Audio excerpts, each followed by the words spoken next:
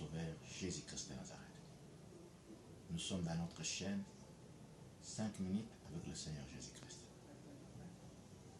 Étant donné que nous sommes dans l'imperfection, étant donné que nous ne sommes pas de parfaits, s'il peut y avoir quelque chose,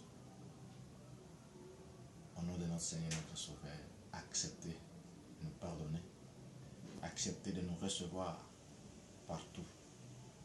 Notre Seigneur, notre Sauveur ne manquera pas de vous bénir abondamment.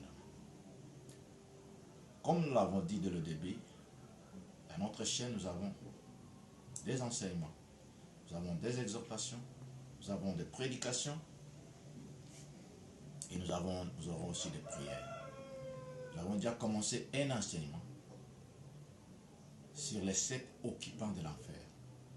Au travers de cet enseignement, nous allons étudier qui vont prendre place à l'enfer. Nous avons dit le premier jour, le premier occupant de l'enfer, c'est nous le prédicateur, comme moi qui vous prêche la parole. Prédicateur de la parole de Dieu, enseignant de la parole de Dieu. C'est nous qui occuperons la première place à l'enfer. Selon la parole, telle que nous l'avons lue à Jacques 2, 3, le verset 1, la Bible déclare, je veux qu'on ne soit pas beaucoup d'enseignants. Parce que nous serons sévèrement jugés. Pourquoi les prédicateurs? Nous prêchons bien, nous enseignons bien la parole de Dieu. Mais nous qui sommes prédicateurs, nous sommes les premiers dans les critiques. Nous sommes les premiers dans l'empoisonnement. Nous sommes les premiers dans le mensonge. Nous sommes les premiers dans les sciences occultes. Nous sommes les premiers dans la colère. Nous sommes les premiers dans l'adultère. Nous sommes les premiers à faire n'importe quoi. On ne sait plus nous situer. Nous qui se disent serviteurs de Dieu, prédicateurs de la parole.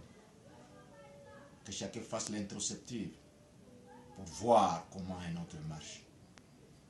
Parce que nous prêchons la parole de Dieu. Mais nous ne mettons pas la parole que nous prêchons en pratique. C'est pourquoi Jacques dit qu'on ne soit pas beaucoup d'enseignants, parce que nous serons sévèrement jugés. Nous, peuple de Dieu, nous, serviteurs de Dieu. Et la Bible déclare, le livre de Pierre, au chapitre 4, le verset 17-18, le deuxième occupant de l'affaire, ce sont les donateurs. Dans la Bible, nous avons des gens qui ont le don de la libéralité. Nous avons des gens qui ont le don de miséricorde ou de compassion. C'est pas mal, c'est biblique. Mais c'est que nous retrouvons un grand nombre de donateurs, un grand nombre de partenaires, un grand nombre de gens qui soutiennent l'œuvre de Dieu, n'ont jamais été convertis. Notre Seigneur, notre Sauveur, n'a pas besoin de tout ce que tu fais là. Mais la première des choses que le Seigneur vous demande, c'est ton cœur. Car la Bible déclare, dans Proverbe 26, le verset 23, Dieu a besoin de ton cœur. Mon fils, donne-moi ton cœur. Mon fils, donne-moi ton cœur. Bon. Dans Proverbe 23, le verset 26, la Bible dit, mon fils, donne-moi ton cœur. Dieu a besoin de ton cœur. Voilà combien nous qui sommes donateurs, qui sommes partenaires. Mais si nous lisons la parole de la Genèse 4, le verset 4, notre Seigneur, notre Sauveur, le Dieu de la Bible nous dit, quand il avait accueilli l'Éternel, accueilli favorablement Abel et son offrande. Dieu a besoin de ton cœur, Dieu a besoin de ta repentance et ton offrande vient après.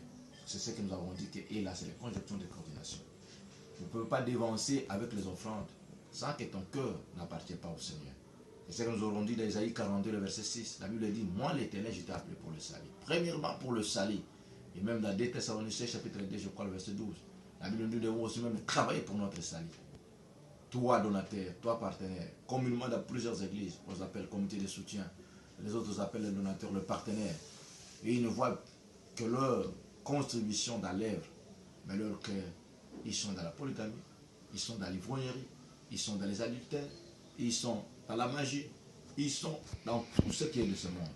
Or, la première des choses, donner c'est bien, mais le Seigneur a besoin plus de ton cœur. C'est pourquoi il me dit, mon fils, donne-moi ton cœur. Dieu a besoin de ton cœur, un cœur repentant. Repends-toi donateur, repends-toi partenaire. Continue à servir l'œuvre de Dieu, mais tu dois te repentir. Parce que le jour où le Seigneur reviendra, où tu seras tué, où tu vas passer ton éternité, en enfer ou auprès de ton Seigneur. C'est pourquoi, donateur, prends réflexion, donner c'est bien, c'est soutenir l'œuvre de Dieu, c'est très bien, mais soutenir avec quelqu'un, un cœur converti, un cœur repentant. C'est là que nous avons dit, Éphésiens 5, verset 16, la Bible dit racheter le temps. Toi qui n'es pas encore converti, qui n'a pas encore changé, c'est le bon moment, c'est le moment favorable, c'est le moment maintenant où toi, enfant de Dieu,